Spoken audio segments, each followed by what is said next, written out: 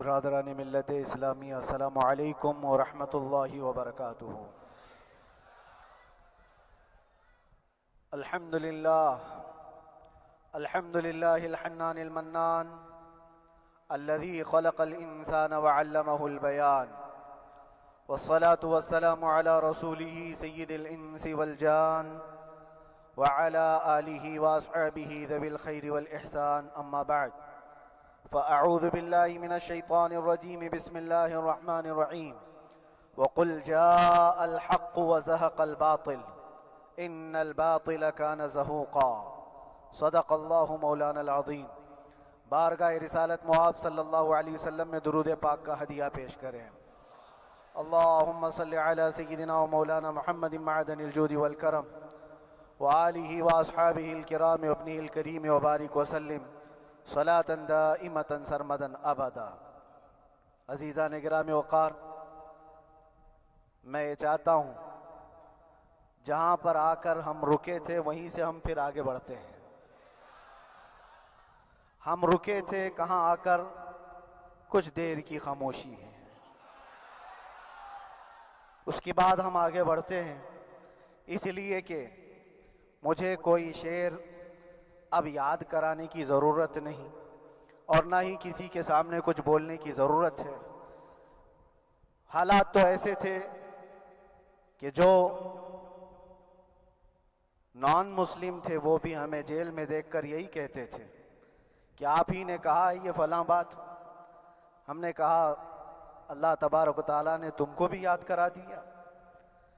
میرے عزیزو، ستیزہ کار رہا ہے ازل سے تا امروز، شرار بو لہبی سے چراغ مصطفی بھی۔ یہ آج کل کے معاملات نہیں، ابتدا سے حق اور باطل کے معرکے ہوتے رہے، لیکن ایک بات میں آپ سب کو بتانا چاہتا ہوں، مظفر کو مقید نہ سمجھ اے سیاد۔ سیدنا مظفر حسین کچھوچھوی رحمت اللہ تعالی علیہ جیل گئے تھے، قید میں تھے، تب انہوں نے یہ شعر کہا تھا کہ مظفر کو مقید نہ سمجھ اے سیاد، میری یہ اسیری بھی سنت آبائی ہے۔ میرے آبا و اجداد کی سنت ہے جس پر میں عمل کر کے آ رہا ہوں، میرے بزرگوں کی یہ سنت تھی۔ بہرحال جن کو جس راستے سے مجھے گزارنا تھا، لوگوں کے دلوں میں یہ ٹھنڈک تھی شاید کہ زبان بند کر کے چند دنوں کے لیے قید کر دیا جائے، مگر میرا عقیدہ یہ تھا کہ اللہ تبارک و تعالی جب تک چاہے کہ کوئی اس کے لیے پابندی نہیں لگا سکتا۔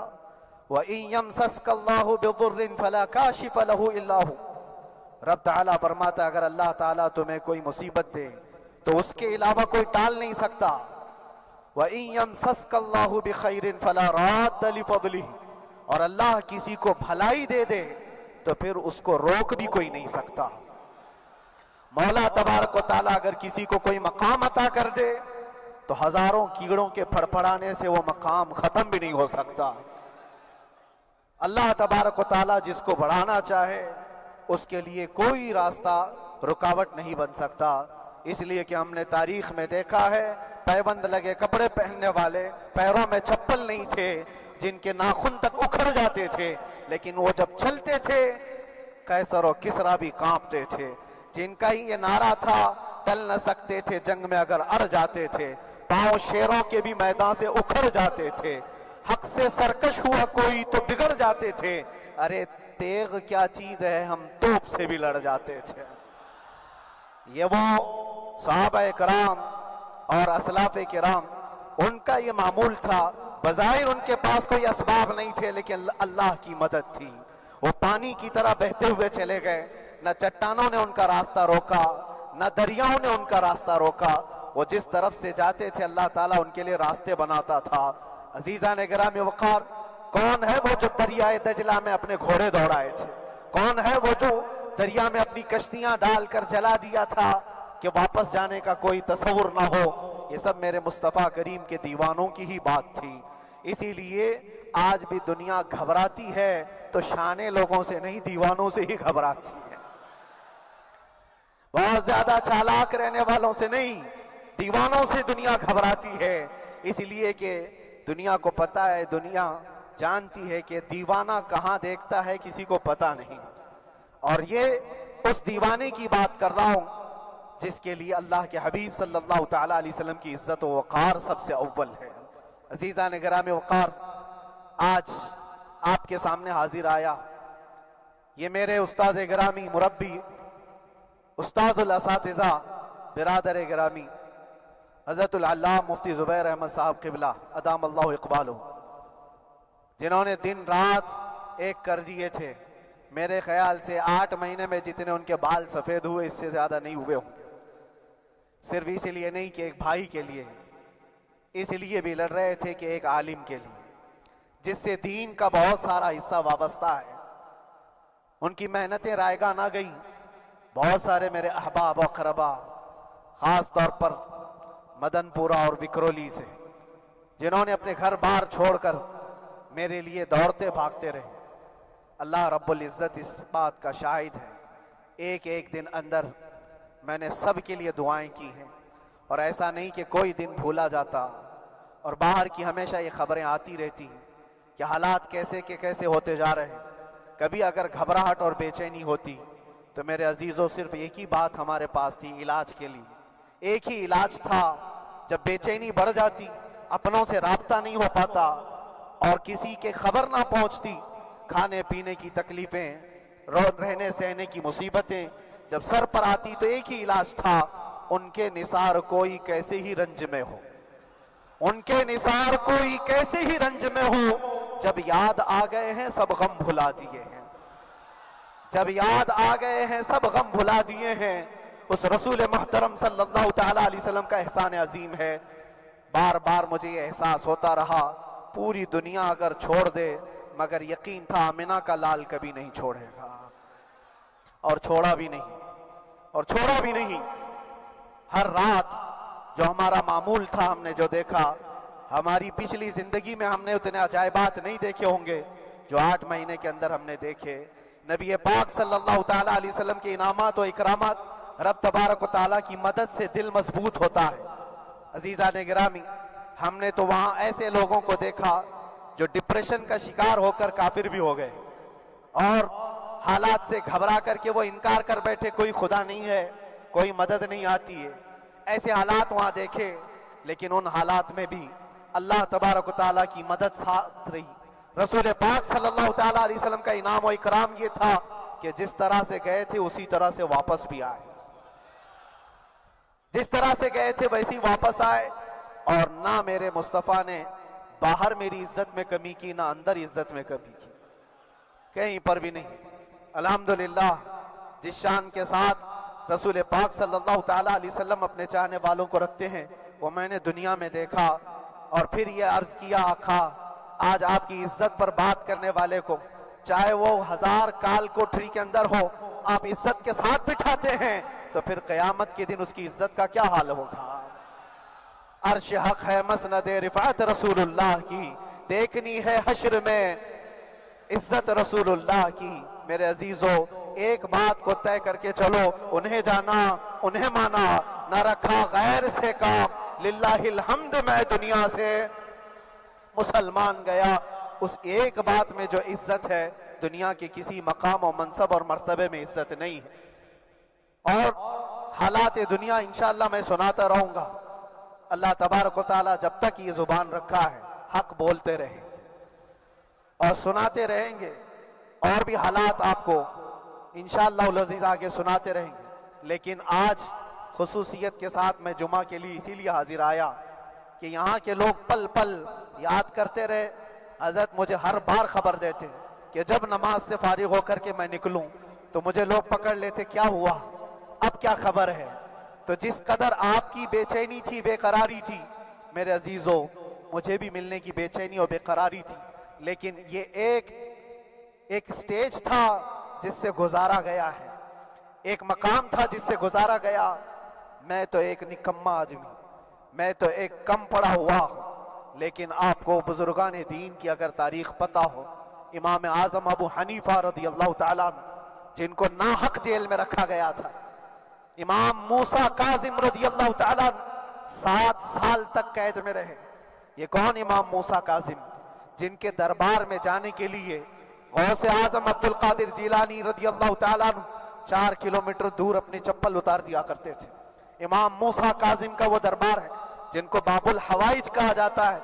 اس امام کو 7 سال تک بغیر کسی قصور کے قید میں رکھا گیا، اور حد تو یہ ہے کہ اسی قید خانے میں زہر دے کر کے آپ کو مارا گیا ہے۔ آپ کا جنازہ جیل سے نکلا تھا۔ امام احمد بن حنبل جن کو 5 لاکھ حدیثیں یاد ہیں، نبی پاک صلی اللہ تعالیٰ علیہ وسلم کی، بغداد کے سرے بازار آپ کو ننگی پیٹھ پر کوڑے مارے گئے۔ آپ کو اندازہ ہے بزرگان دین کی ایک لمبی فہرست ہے۔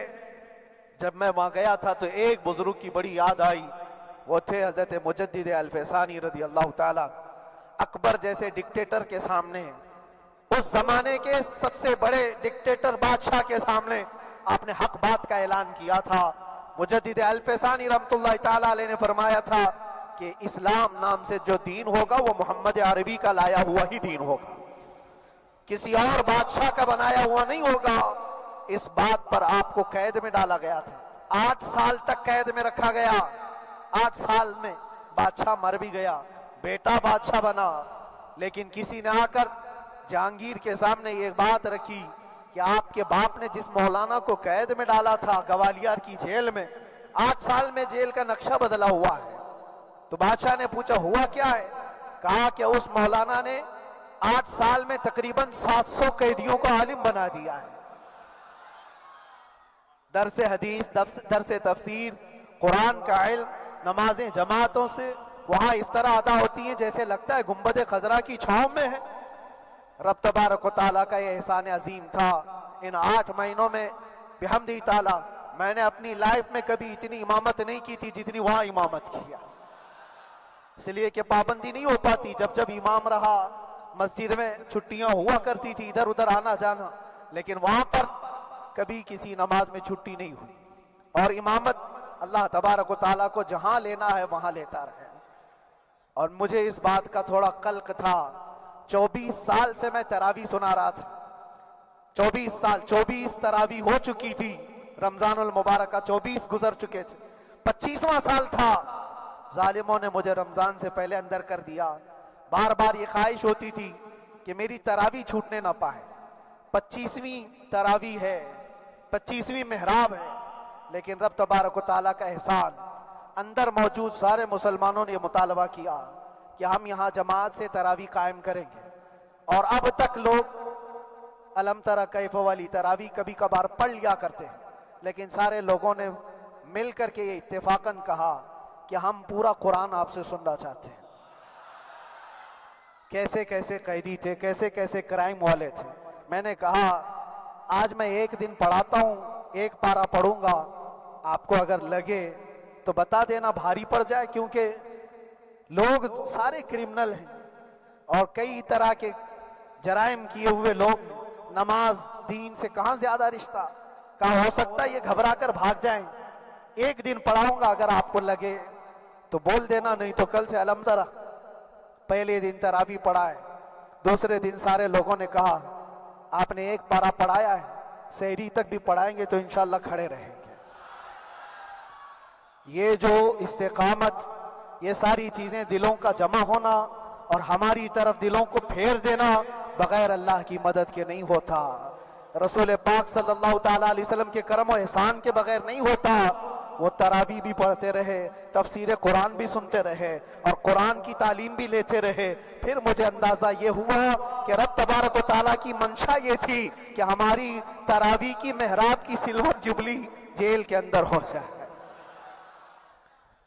مجھے اس بات کا کوئی قلق نہیں رہا کہ میری کوئی چیز چھوٹ گئی ہے۔ ہاں، عید، بقرعید، محرم، یہ تمام چیزیں لوگوں کی یاد تو رہتی، رشتہ دار، احبا، اقربا کی یاد، لیکن اللہ کی مرضی، میرا رب تبارک و تعالیٰ جو پسند کرے اس میں ہم راضی ہیں۔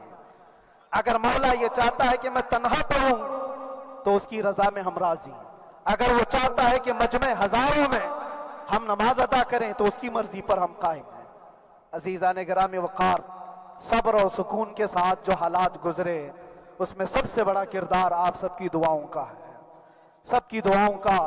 مشائخ، سارے پیران اعظام، تمام سلاسل کے اور ہر مسجد کے امام اپنے محراب اور منبر سے جو دعا کرتے رہے، یہ سارا ذخیرہ میرے لیے اتنا بڑا ہے جس کو میں بیان نہیں کر سکتا۔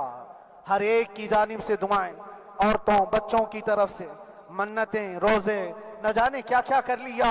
پھر مجھے اندازہ ہوا کہ صرف اپنے آرام، اپنے راحت کے لیے پھڑپھڑانے سے کچھ نہیں ہوگا۔ رب تبارک و تعالیٰ یہ چاہتا ہے کہ پوری امت مل کر کے اس فقیر کے لیے دعا کرے، اور اللہ تعالیٰ کو جب تک منظور تھا تمہاری دعائیں ہوتی رہی۔ بعض لوگوں کو یہ خیال بھی آیا، کچھ میرے احبا اقربا رشتہ داروں نے بھی کہا اتنی ساری دعائیں ہوئی، اتنی ساری دعائیں ہوئی، قبول کیوں نہیں ہوتی؟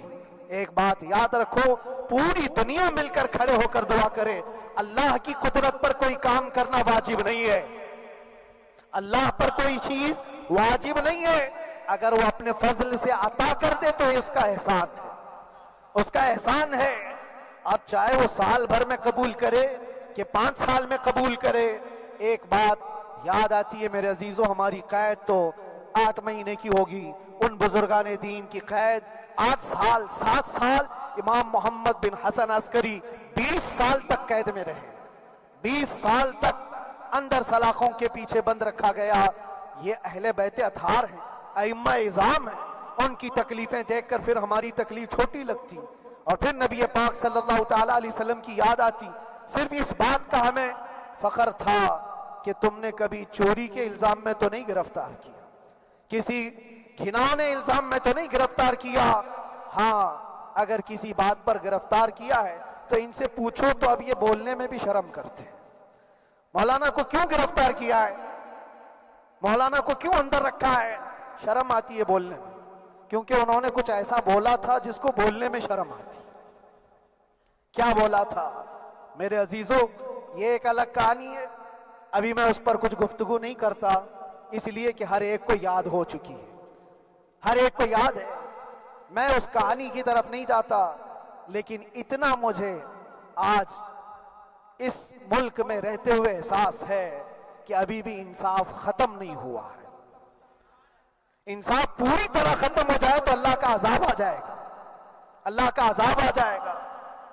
چند لوگ نا انصافی کر سکتے ہیں، لیکن پوری کی پورے روئے زمین پر رہنے والے انسان نا انصافی کرے، ایسا نہیں ہوتا۔ ہمارے حق میں سپریم کی طرف سے جو انصاف آیا ہے، ہمارے دل میں اس قدر جگہ ہے آج، اور اس قدر احساس ہے کہ ہمیں یہ اندازہ آج بھی ہوتا ہے کہ چاہے کچھ بھی ہو جائے لیکن انصاف پوری طرح سے مر نہیں سکتا، انصاف پوری طرح سے مر نہیں سکتا۔ یہ ہمارا ملک عزیز ہندوستان کسی خاص آدمی کے ٹھیکیداری میں نہیں ہے، سبھی کا خون شامل ہے یہاں کی مٹی میں، کسی کے باپ کا ہندوستان تھوڑی ہے، ہمارا بھی ہے، آپ کا بھی ہے، سب کا بھی ہے۔ اور میرے عزیزو پتہ نہیں، یہ بھی شاید راحت اندوری صاحب کا شعر ہے، اور اس سے پہلے بھی کچھ بولا تھا، وہ بھی ان کا ہی تھا، تو ڈینجر ہی ہوا کرتا ہے۔ اللہ تبارک و تعالیٰ آپ سب پر فضل فرمائے، کرم فرمائے۔ جو چیز خاص طور پر بولنی ہے وہ یہ ہے، ان حالات سے آج جو گھبرائے ہوئے ہیں یہ وہ لوگ ہیں جو عیش پرست ہیں۔ میں کسی کو خاص ٹارگٹ کر کے نہیں کہنا چاہتا، لیکن بہت سارے وہ لوگ جو اثر و رسوخ رکھتے ہیں لیکن وہ آگے آنا نہیں چاہتے۔ دین اسلام پر حملے ہوں، حضور پاک کی عزت پر حملہ ہو، کسی کو بولنا نہیں، کیونکہ پتہ ہے دیکھو اس مولانا کو کس طرح کی ہے، اسی طرح دوسروں کو بھی کر دیا جائے۔ جو کمفرٹ زون میں بیٹھنے کے عادی ہو گئے وہ اپنا ایریا چھوڑ کر ہٹنا نہیں چاہتے۔ اگر میں کچھ کہوں گا حضور پاک صلی اللہ تعالیٰ علیہ وسلم کی ناموس کے لیے تو میرا عیش خطرے میں آ جائے گا۔ اکثر کی یہی سوچ ہے، میرا تو اپنا دھندا ہے، میرا بزنس ہے، میرے بیوی بچے ہیں، ہو سکتا ہے مولانا کو کسی چیز کی فکر نہیں ہوگی۔ آپ کو میں بتاؤں، آپ کو اندازہ نہیں ہمارے دل میں ہمارے بچوں کی کتنی محبت ہے۔ میرے بھی چھوٹے سے بچے ہیں، جب وہ جیل کی سلاخوں کے سامنے آ کر آنسو بہاتے تھے تو دل پر چھریاں چلتی تھی. وہ بچے جو ہمیشہ ہمارے سینے پر سوتے رہے, آج میں ان کو چھو بھی نہیں سکتا. جب وہ سلاخوں کے پیچھے کھڑے ہو کر دور سے رو کر کے چلے جاتے 15 منٹ, تو کیا ہمارے دل میں بچوں کی محبت نہیں؟ کیا ہمارے گھر بار نہیں, ہماری بہنیں, ہمارے بھائی, ہماری ماں نہیں؟ کتنے تو دن ایسے ہوئے کہ میری ماں کو دورے پڑتے رہے یاد کے لیے. تو کیا وہ ہمارے اوپر کیفیت نہیں آتی کہ ہم خامخواہ یہ مصیبت کیوں مول لیے؟ میری بیٹی تو جھگڑا کرتی اس بات کو کہ کیوں آپ اکیلے ہو, بہت سارے لوگ ہیں سب کا خیال کرتے ہوئے. لیکن میرے عزیزو, یہ ان کی اپنی محبت ہے. سارا ایک پریوار اور اس سے زیادہ میرے شاگردوں کی ایک دنیا ہے. کتنے ایسے ہیں, میں جانتا ہوں کہ 8 مہینے تک نرم غذا نہیں کھائی میرے ان بچوں نے. میں جانتا ہوں ان کا صرف یہ خیال تھا کہ اندر پتہ نہیں جیل میں آپ کیا کھا رہے ہوں گے, ہم یہاں نرم غذا نہیں کھائیں گے, گوشت مچھلی نہیں کھائی. حالانکہ یہ کوئی چیز تمہارے اوپر واجب نہیں تھی. یہ حالات میں اس لیے بتا رہا ہوں میرے عزیز, کسی کے وہم و گمان میں اگر یہ ہے تو نکال دے کہ میرے آس پاس کچھ نہیں ہے, میں کسی کو چاہتا نہیں, یا میرے ساتھ محبتیں نہیں ہیں. کثرت سے محبت کرنے والے لوگ ہیں میرے پاس. میرے ان بھائیوں کی اور میرے بہنوں کی, میرے گھر والوں کی محبت تو ایسی ہے کہ ان کے گھروں کے بچوں کے معاملات بھی بغیر مجھ سے پوچھے نہیں ہوتے. اگر 8 مہینے اندر رہا تو کسی کا رشتہ نہیں تو بات چیت بھی نہیں ہے. رشتہ نہیں ہوگا جب تک یہ نہ آئے. سارے کام ڈیپینڈ رہتے تھے. مجھے بھی ان تمام چیزوں کا احساس ہے, لیکن یہ سب چیزیں ایک طرف, میرے مصطفیٰ کی عزت اپنی طرف.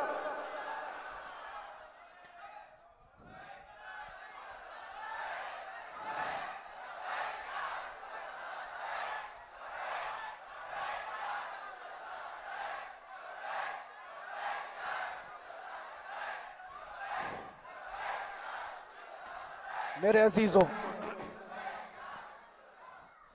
ہر ایک کے آنسوں کے قطرے میں نے دیکھے, بھائیوں کے, بہنوں کے, میرے پاس ملنے کے لیے میرے جو شاگرد آتے ان کے.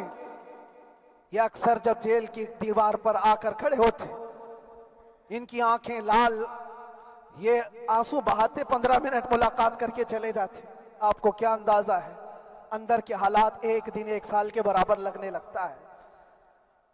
گھٹتے رہتے, لیکن ایک بات کا احساس بار بار ہوتا کہ یہ ساری محبتیں ایک طرف ہے, لیکن ہم جس کے لیے کھڑے ہوئے ہیں اس کی محبت میں کوئی سمجھوتا نہیں, اس کی محبت میں کوئی سمجھوتا نہیں. ایمان اسی کا نام ہے, لا یؤمن احدکم حتی اکون احب الیہ من والدہ وولدہ والناس اجمعین. تم میں سے اس وقت تک کوئی پورا مومن نہیں ہو سکتا جب تک کہ اپنی اولاد, اپنے مال دولت, اپنے ماں باپ, سب سے زیادہ اپنے رسول سے محبت نہ کرے. دعا یہی کرتے رہو جب حضور پاک کا معاملہ آئے تو ساری دنیا ایک طرف ہو جائے. میں نے ایک واقعہ پڑھا تھا اندر ہی, حضرت خالد بن ولید رضی اللہ تعالیٰ ایک قلعے پر اچانک حملہ آور ہوئے تھے. وہ قلعے میں موجود جو دشمنان اسلام تھے ان کی پارٹی چل رہی تھی. بڑے بڑے قالین, صوفے بچھے ہوئے, تشتوں میں قیمتی کھانے رکھے ہوئے تھے. خالد بن ولید کے ساتھ جو لشکر ہے, یہ تو وہ غریب صحابہ تھے جو پیون لگے کپڑے پہنتے, ایک کھجور پر پورا دن گزارتے. جب یہ اس قلعے پر حملہ آور ہوئے تو دشمنان اسلام جو تھے وہ مقابلہ کرنے کی ہمت نہ جٹا سکے, بھاگ گئے. سارا مال سب چھوڑ کر بھاگ گئے, بغیر کسی جنگ کے, بغیر کسی قتل قتال کے پورا قلعہ فتح کیا خالد بن ولید. اب سنو, جو صحابہ تھے وہ مال غنیمت جمع کر رہے تھے, کیونکہ یہ عرب کے لوگ ایسے مہنگے قالین نہیں دیکھے تھے, ایسے مہنگے صوفے, اتنی قیمتی غذائیں انہوں نے دیکھی نہیں تھی. سب جمع کرنے لگے. خالد بن ولید نے کہا, خبردار, ہاتھ مت لگانا, سب ہٹ جاؤ. سب ہٹ گئے.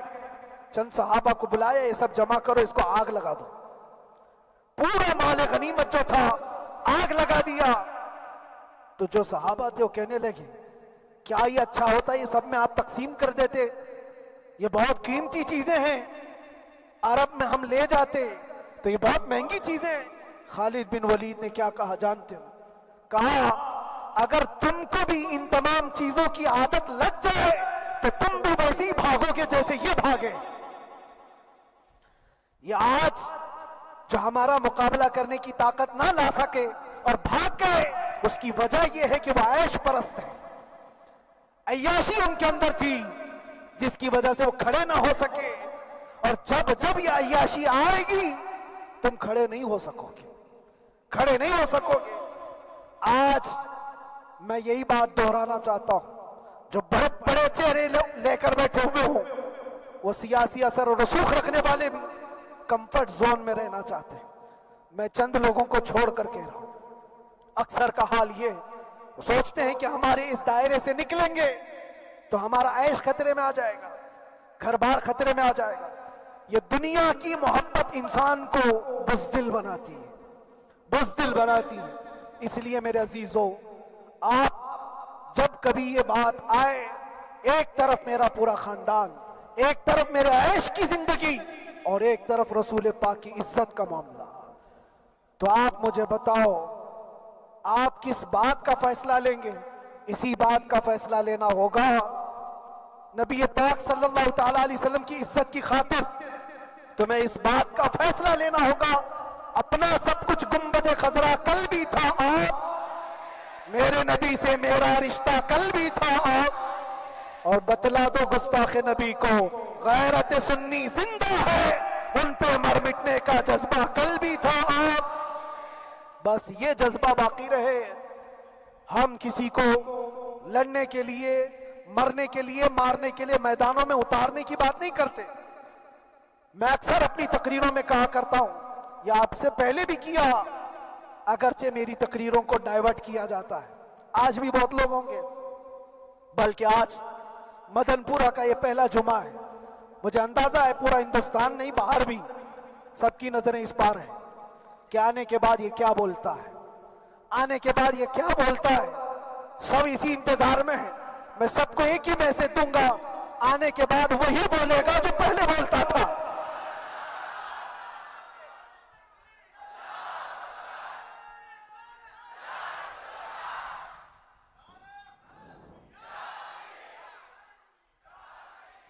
اگر کچھ غلط ہوتا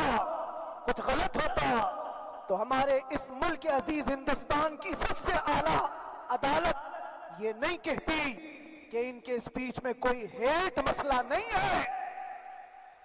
وہ ہمیں اندازہ ہے میرے عزیزوں، ہاں جہاں غلطی ہوگی ہم بھرے اعلان کے ساتھ کہیں گے کہ ہم سے یہ غلطی ہو گئی، ہم سے یہ خطا ہو گئی، زبان پھسل گئی، لیکن جو چیز نہیں ہے تو اگر تم زبردستی اس کو کہو گے تو یہ ہم نہیں مانتے۔ ہاں بس اتنی دعا میرے حق میں کریں کہ جتنی بھی زندگی باقی ہے اللہ تبارک و تعالی حضور پاک کی محبت اور ان کی عظمت کی حفاظت کے لیے جیتے مرنے کی توفیق عطا فرمائے۔ ہمارا کام صرف اتنا رہ گیا، جو میسج دینا تھا وہ ہم نے دے دیا۔ اب جو حالات آ رہے ہیں میرے عزیزوں، آپ سب کے لیے بھی میں یہ گزارش کروں گا، دین کی طرف آ جاؤ، سچائی کی طرف آ جاؤ، ورنہ گاجر مولی کی طرح کٹ جاؤ گے، ختم ہو جاؤ گے۔ دین کی طرف آؤ،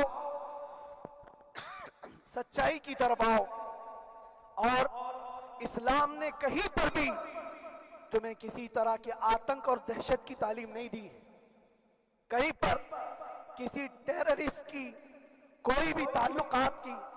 کہیں مجھے کوئی بات بتا دو، اگر کوئی مسلمان اس طرح کی حرکتیں کر جاتا ہے جس کو یہ لوگ بدنام کرتے ہیں تو ہم سمجھتے ہیں اس کا اسلام سے تعلق نہیں ہوگا۔ اسلام سے تعلق ہوتا تو اس کے اندر صدیق اکبر اور فاروق اعظم کی ادائیں ہوتی۔ آج آپ کو وہ معاشرہ زندہ کرنے کی ضرورت ہے۔ میں نوجوانوں سے کہوں گا، بہت دن گزار لیے ٹک ٹاک پر مجرے، اور تمہارے اس انٹرنیٹ کی دنیا پر جس طرح تم نے آوارگی کر لی ہے، اب وقت کم بچا ہے، آ جاؤ میرے نبی پاک کی گنبد کی چھاؤں میں۔ عزت وہیں پر ہے، انہی کے قدموں میں عزت ہے، اور یہاں پر بھی ہے اور آخرت میں بھی ہے۔ آخرت میں بھی ہے۔ بس اس عزت کے لیے آپ سب سے میں گزارش یہ کروں گا، سچائی کی طرف واپس آ جاؤ، سچائی کی طرف واپس آ جاؤ۔ جو تمہاری نمازیں باقی ہیں اس کو پوری کر لو، اس سے پہلے کہ دنیا تم پر نماز پڑھ دے، اس سے پہلے کہ تمہارے جنازے کی نماز پڑھی جائے، اپنی نمازیں کمپلیٹ کر لو۔ اور علماء ذوی احترام کا ادب و احترام اپنے اندر رکھو۔ صرف اس بات کے لیے آپ کو میں احساس دلانا چاہتا ہوں کہ مجھے جس راستے سے گزارا گیا، جتنے دن قید و بند کی صحبتیں گزاری گئی، یہ صرف یہ میسج دینا تھا کہ پھر اس مولانا کا یہ ہو سکتا ہے تو چھوٹے چھوٹوں کی کیا کر دیں گے۔ ایسا اگرچہ آ جائے موقع تب بھی گھبرانے کی ضرورت تھی۔ آپ کو پتہ ہے اس ملک عزیز ہندوستان کی آزادی میں 30,000 علماء کو پھانسیوں پر لٹکایا گیا۔ انگریزوں نے 30,000 علماء کو کشمیر سے لے کر دلی تک ہر درخت پر ایک عالم کی لاش لٹکتی تھی۔ انہوں نے قربانیاں دی ہیں، قربانیاں بزرگان دین کے علماء ذوی احترام کی ہوئی ہیں۔ یہ اور بات ہے کہ اس جنریشن نے آج ہم کو دیکھا تو ان کو بہت بڑا لگتا ہے، یہ کوئی بہت بڑی بات نہیں تھی، بہت بڑی بات نہیں تھی۔ اس پروسیس سے بہت سارے علماء کو گزارا گیا ہے۔ سرکار مجاہد ملت رحمت اللہ تعالی علیہ ایمرجنسی کے زمانے میں 18 مہینے تک قید میں گزارے، 18 مہینے تک ایمرجنسی، وہ بھی ڈکٹیٹر کا زمانہ تھا۔ اس زمانے میں بھی آپ اندر رہے، لیکن باہر آنے کے بعد نہ آپ کے مشن میں کوئی کمی آئی، نہ آپ کی زبان میں کوئی لکنت آئی۔ اللہ والے جو ہیں وہ اللہ کی رضا کی طرف اور رسول پاک کی رضا کی طرف ہوتے ہیں۔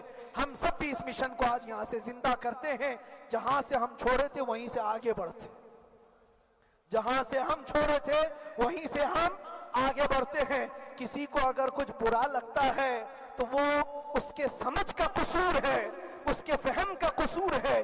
ہم نے کسی کو ٹارگٹ کر کے کبھی کہا نہیں، بلکہ یہ تو کامن بات ہے، ایک تو کامن کہی جانے والی بات ہے۔